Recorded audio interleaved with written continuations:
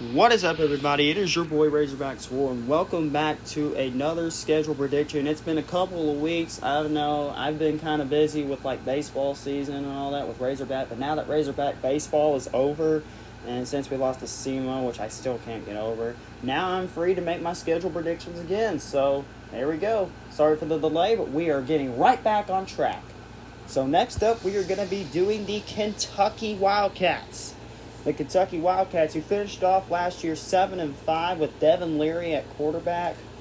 Let's see who they got coming in their depth chart. We're gonna take a look and see what they have coming in their depth chart for football this year. So let's see. They got a lot of guys returning. They got Brock Vandergriff, a transfer out of Georgia, coming in. So that should help them. This is good. Could be a good Kentucky team. They got Dan Key, Barian Brown, and Anthony Brown Stevens, and so this is a good offense. Their defense, I don't know, but their offense is a good unit. If Kentucky can put it together, they might be a real special team. But how will they fare? Well, we'll take a look at their schedule. They get started off at home against Southern Miss. Southern Miss. They're not.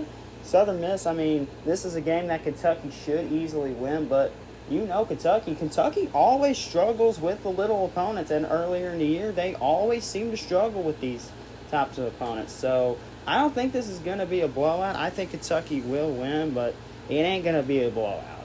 So I got them starting off 1-0, and then they get South Carolina at home. South Carolina, I really don't know what to. I don't think South Carolina will be that much of a good team next year. Like 4-8 or 5-7 probably. This being at home, I think South Carolina. I think Kentucky gets the win at home, getting their first conference win of the year. And then they get Georgia. This is one of their toughest tests of the year. This will be a night game. This is a potential trap game for Georgia. Kentucky could play with Georgia a little bit, but I think Georgia, I think Georgia is going to be a real great team this year, and I think Kentucky will keep this close for at least the first half, but in the second half, Georgia finds a way to pull away and take this win. So I got Kentucky suffering their first loss of the year. Then they get Ohio. Ohio is one of those teams that could come in and pull off an upset. Don't sleep on Ohio, but I think Kentucky gets that win. Then they go on the road at Ole Miss. I think everybody's expecting Ole Miss to be a real good team this year. I myself will expect that too, but Tech 2, and since going on the road, Ole Miss has a lot more talent and a lot more. I don't think Kentucky has enough to keep it with Ole Miss. I think Ole Miss gets the win on the road, and they drop Kentucky's record of 3-2. Then they get Vanderbilt at home. Vanderbilt, they're probably going to be the doormat of the SEC again. I don't think they're going to be that special this year. I expected them to be 6-6 last year, but they went 2-10. So this year, they do get Diego Paviliano. That could help, but this is the SEC. This is not like one of those Mickey Mouse conferences anymore. So I think Kentucky will get the win over Vanderbilt. Then they go to 5-2 on the year, and then they get Florida. Florida on the road. Florida on the road. Here in the swamp. Florida is really not that. I don't think Florida. They got a tough schedule, and I think they're a good team, but to be honest, I really don't think they're gonna. I really don't think they're gonna survive the schedule. And you know Kentucky, they're not scared of Georgia anymore. No, they're not. They're not scared of Georgia anymore. Florida anymore. So I think Kentucky will get that win. That will move them to 5-2 on the year.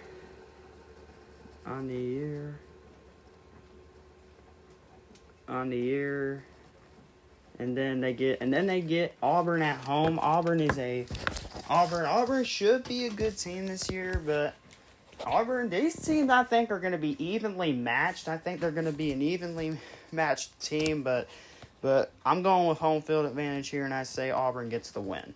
And then they go on the road at Tennessee, the Volunteers of Tennessee. And Kentucky.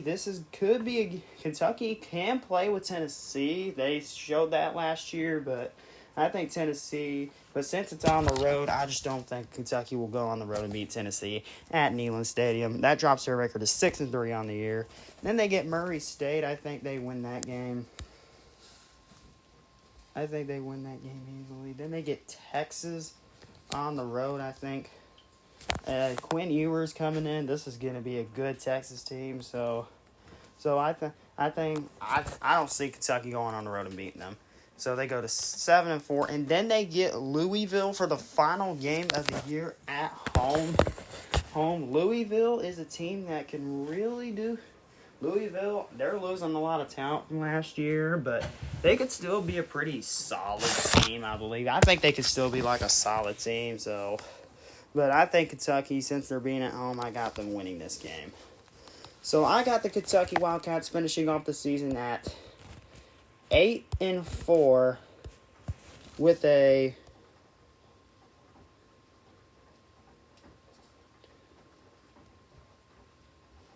hold up. All right. Yeah. 1-0, 1-1. 2, 3, 2, 1, 2. With a 4-4 record in the SEC. So yeah, I think Kentucky, since they got a little bit of an easy schedule this year, I think Kentucky can go 8-4 with the schedule. They could slip up between like Auburn and like Florida. They could slip up to one of those games, but I don't see it happening. I think Kentucky it goes 8-4 with 4-4 record in the SEC. Thank you so much for joining. LSU's coming up next. Sorry, everybody, that I've stuttered and all that, but thank you all so much, and see y'all later. Bye-bye.